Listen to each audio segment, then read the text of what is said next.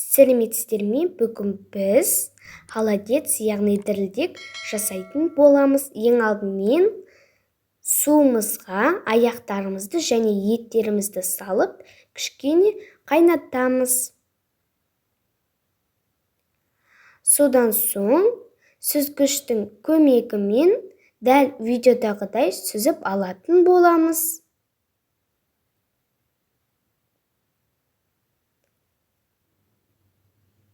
Одан кейін суымызды төгіп, жаңа суымызға сирақтарымызды салып алатын боламыз.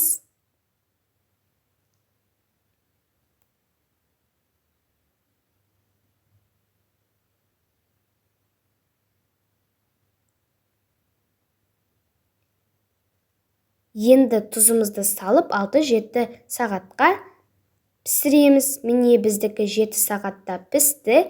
Енді сүзгіштің көмегімен жақсылап сүзіп алатын боламыз.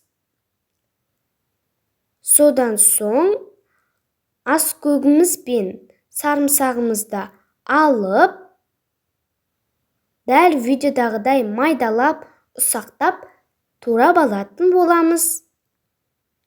Және жаңағы сорпамызға салып, қара бұрышымызды, лаваш жапырағымызды салып, араластырамыз. Содан соң жаңағы сирақтарымызды алып,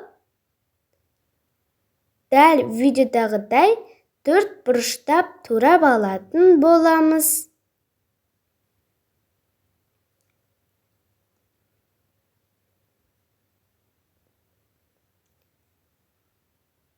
Міне турап алдық, енді ыдысымызға саламыз.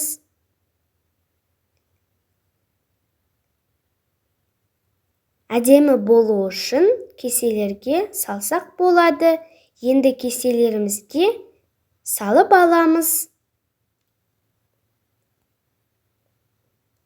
Содан соң сорпамызды да құйып шығамыз.